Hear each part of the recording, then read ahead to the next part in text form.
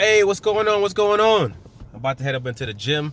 Gotta find time to make these videos and put them out. So this is one of those times. But anyway, a couple of days ago, I put out a video about Gervonta Tank Davis and Ryan Garcia, and if the fight would happen or not.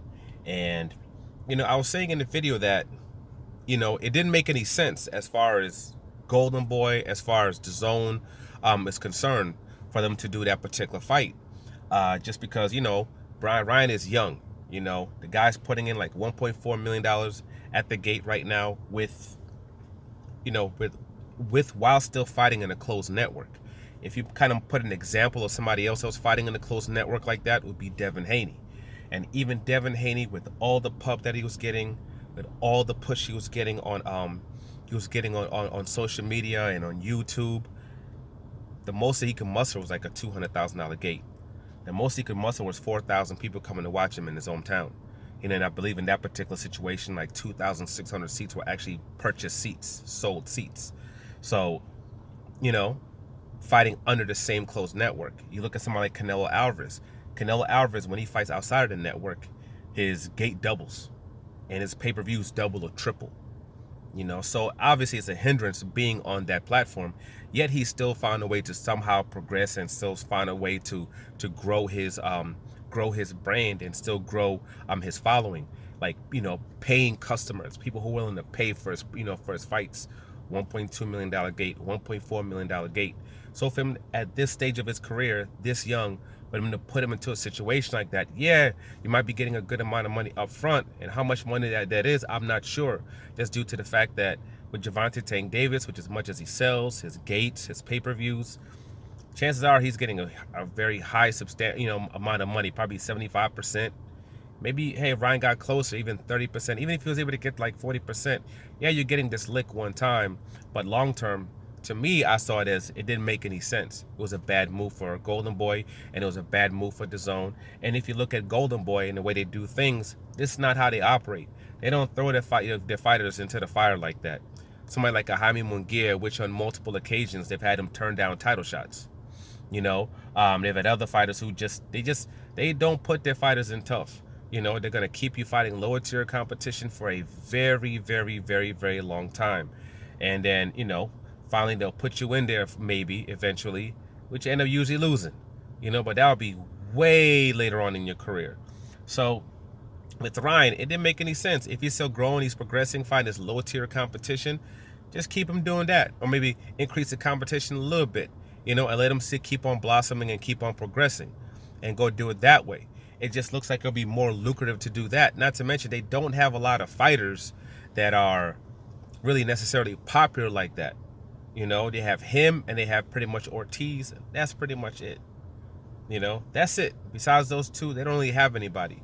That's why I always find it funny with the whole Ortiz fighting Terrence Crawford thing. I didn't see that happening because him is going to be a long-term thing as well, where they'll put him into fights where they believe he's going to win, where he's not going to be in any kind of danger, and just keep growing him in that way because he's somebody that's also extremely young. They're not going to put him in there against that. They did not put him in there against Ellis, when he was with Golden Boy. They're not going to put him in there against Ennis. They're not going to put him in there against like a Ugas or something like that. They're not. Unless those guys are looking like they're pretty much at the end of their career, those type of fights are not going to happen at all, especially with the amount of times that he's been dropped. So now we get this, news that Golden Boy, what's his name? That Oscar De La Hoya, he leaks out information that supposedly this fight might not happen due to the fact that when it comes to the rematch clause, they want it set up in a way where it's either dual rematch clause, or they have it where if Ryan Garcia wins this particular bout, that in the rematch, DAZN would be in control of the fight and Golden Boy would be in control of the fight. Which, that's not how things work. When you have the A side, and especially you're that much of the A side, you're able to dictate terms where even if you take a loss, you still have control of the fight. And it also doesn't make any sense for them to even let DAZN, have control of the fight, just due to the fact that when things go over there, numbers drop. Like I said previously, gates drop, pay-per-views drop. So you pretty much would basically, what you're doing is taking money out of your own pocket. You literally would be, willingly decreasing the amount of finances and funds that you would make. A Ryan Garcia versus Tank Davis on Showtime, a rematch after Ryan wins, would be monstrous. You know, put yourself into a space where you're making even more money. So you'd want them to be, at the forefront, because they are the ones who have the knowledge and have showed the ability to be able to do fights of that nature. The zone hasn't been able to show that. And then Oscar De La Hoya puts out a tweet, saying that, hey, it's on the 1 year line. Hopefully, quote, PBC doesn't fumble. And during the entire week, they pretty much, him and Bernard Hopkins, they've been doing nothing but pissing and trashing on PBC, pissing and trashing on Al Heyman. The whole time, the people that you're supposedly supposed to be negotiating with. So when you see these things happening, somebody supposedly, you agree to all terms. Does that sound familiar? You agree to all terms. Then you get a final contract to sign. And all of a sudden now you want changes made. The foundations of the deal. Not even no little things, like the actual, like the meat and potatoes, the bones of the contract. Now you want changes made to that. And you're asking for things that realistically you're not going to get. When it was Oscar De La Hoya versus Shane Mosley, when Shane Mosley beat him in the rematch, Oscar De La Hoya was still the A side. Kambosos versus Devin Haney, when Kambosos won that, he was still the A side. He was able to set what would happen if he even lost. When you looked at what's his name, Anthony Joshua versus Andy Ruiz, Anthony Joshua versus Usyk, even though Anthony Joshua lost, he still was the A side in both of those situations. And before the first fight even happened, he was able to dictate what the terms would be in a rematch. Even like a Earl Spence versus Terrence Crawford, when they were negotiating, Earl Spence was able to dictate what the terms would be in a rematch. This is normal stuff that we've seen forever. So it's kind of weird to me that people all of a sudden online will act like it's not, like it's as if it's always been, oh, if you're the A side and you lose, then the other side automatically takes over and they're the automatic in control of the fight. It's never been like that. Especially when there's such a gap between the two fighters. If the A side agrees to that, okay, cool. There have been instances where I guess, quote, the A side might agree to that. But for the most part, that's not how it happens. It's never happened like that. It's at all. So for them people to just all of a sudden act like they don't know this, that to me is extremely weird. It's kind of moronic and idiotic to me too. No disrespect, but come on. People have been in this game for long enough. They understand how this goes. But for him to put things out like that, that's pretty much showing that they don't really want this fight.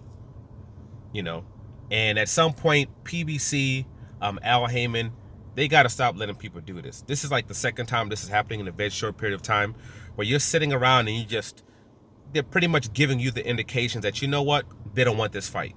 You're down to the final thing, where you're sitting in the final contract, the final draft, everything's agreed to, sign and let's go. And all of a sudden they start hitting you with more demands, and then they're putting things out into the media, and then they're putting social media posts, and then they're trashing you consistently for a whole week.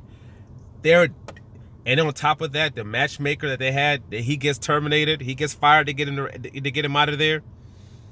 Everything is pointing towards they don't really want this fight. So the question is PBC's Al Heyman, is Showtime going to sit around and hold up? Because they're supposed to have a whole schedule they're supposed to put out that they haven't put out now. So are they going to be, are they going to be stupid and pretty much hold everything up like they did with the Earl Spence and the Terrence Crawford fight? Are they going to do that again? Are they going to keep pushing this and pushing this and pushing this, and then get to a point where they can't make the April 15th date, and then try to set up other dates in May and June and do that buffoonery again? Or are they going to have a strict deadline? Hey, do you want to do this or not? You don't want to do it? Cool. And then go on to the next fight. I believe that's what they should do, because the reality is I don't see this as a situation where they really want to do this fight. It doesn't make sense for them at all. Ryan Garcia, I believe he wants this fight. Ryan Garcia wants this fight. He wants to he wants to be on the biggest stage with the biggest fight that he can do. And this is it. So I believe this is what he wants. But the people that he's working with, the handlers that he has, that's not how they do business. It hasn't been how they do business in forever. So understanding that, it's not going to happen, in my opinion. Can anything happen at the 10th hour? Yes, of course, we've seen that happen. But I'll tell you this, even if Gervonta Tank Davis and them were to agree to those terms, they're still not going to do that match. They're still going to do something else because it does not make sense to them long term. If Ryan Garcia wants to do this fight and he wants to fight, you know, the Haneys and Shakurs, and he wants to fight the Gervonta Tank Davis because that's the biggest fight pretty much he can do and the most lucrative for himself, he's going to have to run out that contract with Golden Boy. He's going to have to run out that contract, and after running out that contract, not sign with them, and then go by himself to head to PBC and then do the deal. Where then it'll be even more lucrative for him because then you're not giving, you know, DAZN any money. You're not giving Oscar De La Hoya and Golden Boy any money. You're able to take that as your own entity representing yourself. That's going to be the only route that he can take if he truly himself wants to fight, which there's nothing to say that he doesn't, you know, but working with the people that he's working with, it's not going to happen. But I guess in the last couple of days or so, we'll see what happens. I just hope they don't hold up. If Tank Davis wants to go ahead and do that and waste his time and be a moron, that's cool. You go ahead and let him go ahead and do that if he wants to waste his time. But what I don't want is I don't want Showtime and I don't want PBC holding up the schedules and keeping up these other good fights that we could be watching over something that's not going to happen. You know, we held up a whole 6 months of great fights we could have had last year with the Terrence Crawford and Earl Spence situation. So let's not do that again.